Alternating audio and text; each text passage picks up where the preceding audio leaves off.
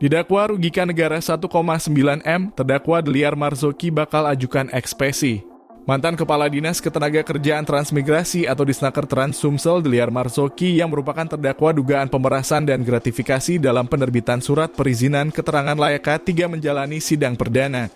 Sidang perdana itu digelar di ruang sidang Chandra Pengadilan Negeri PN Kelas 1A Khusus Palembang, Selasa 25 Februari sore. Dengan dipimpin oleh Ketua Majelis Hakim Idiil Amin serta dihadiri oleh kuasa hukum terdakwa Nurmala. Pada sidang perdana ini beragenda pembacaan dakwaan oleh Jaksa Penuntut Umum atau JPU Kejari Palembang M. Syaran melalui JPU Pengganti Fajri. Dalam amar dakwaan, JPU mengungkapkan terdakwa Deliar Marzoki sebagai Kadisnaker Trans Sumsel mengeluarkan surat layak K3 untuk Atiasa Mulia, yang mana dalam insiden kecelakaan lift barang Atiasa menimbulkan korban atas nama Marta Saputra mengalami putus lengan tangan kanan dan remuk kaki di bagian paha kanan sehingga harus menjalani pengobatan. Di mana dalam perkara ini sendiri pihak Grand Atiasa terhitung dari tahun 2022 sampai tahun 2025 tidak pernah melakukan perawatan terhadap lift barang tersebut.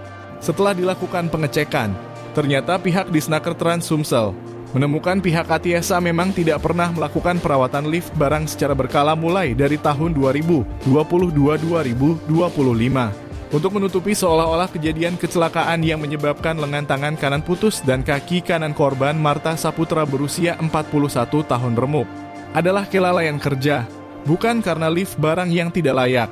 Terdakwa Deliar Marzoki menjanjikan akan mengurus surut mundur layak K3 untuk Atiasa dengan meminta sejumlah uang kepada pihak Atiasa dengan menggandeng perusahaan jasa kesehatan dan keselamatan kerja atau PJ K3 PT Dia Aneka Teknik yang ditandatangani oleh Harni Rayuni selaku Direktur PT Dia Aneka Teknik. Menerbitkan laporan yang diminta terdakwa dengan menggunakan PT Dia Duta Inspeksi milik saksi Eri Hartoyo yang merupakan perusahaan milik kakak Harni Rayuni yang saat ini telah ditetapkan oleh Kejari Palembang sebagai tersangka. Dari kesepakatan ini pihak Atiasa diwakili oleh Mariam selaku General Manager PT Atiasa Mulia melalui kuasa hukumnya Septalia Furwani mengirimkan uang sebesar 162 juta rupiah. Yang awalnya terdakwa Deliar Marzoki meminta uang untuk mengeluarkan surat mundur layak K3 sebesar 280 juta rupiah.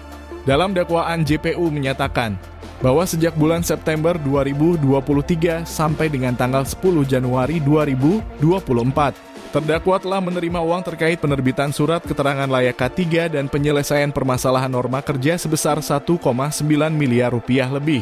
Terdakwa selaku Kepala Dinas Tenaga Kerja dan Transmigrasi Provinsi Sumatera Selatan menerbitkan surat keterangan layak K3 dan menyelesaikan permasalahan norma kerja.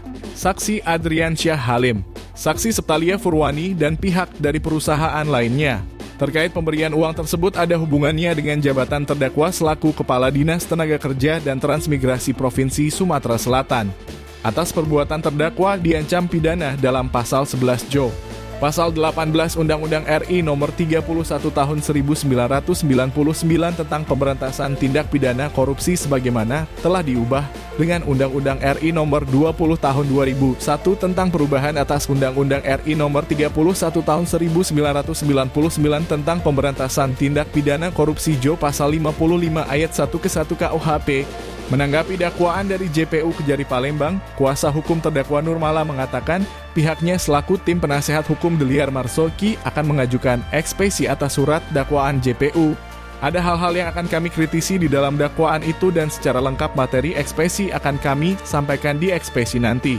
Kami juga sudah membaca dakwaan dan ada 3 pasal dalam dakwaan yakni pasal 12 ayat 1, 2, pasal 12 huruf B dan pasal 11 janto pasal 55. Karena terdakwa tidak sendirian ada yang di bawah-bawahnya, ujar Nurmala. Nurmala menegaskan bahwa pihaknya menghormati proses hukum yang berlaku tetapi benar salahnya tunggu keputusan pengadilan. Dan hak terdakwa juga untuk mengajukan bukti-bukti. Saksi meringankan, atau ahli dari dakwaan jaksa kepada klien kami ada hal-hal yang akan kami tanggapi melalui ekspesi nanti yang akan diajukan pada tanggal 3 Maret 2025. Katanya, pihaknya juga mengajukan surat permohonan berobat luar dikarenakan memang ada surat dari dokter. Saat dia membesuk Deliar Marzoki, ternyata kliennya sedang sakit dan dokter sendiri mengatakan ini harus dibawa berobat ke rumah sakit untuk berobat secara intensif.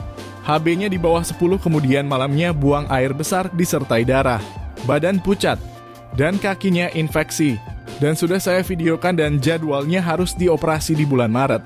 Jelas Nurmala. Sambungnya yang jelas Hakim Ketua tadi mengatakan bahwa ini hak asasi manusia, memang boleh ada hak untuk berobat. Jika rekomendasi dokter opname jadi harus diopname, tidak bisa menghalangi.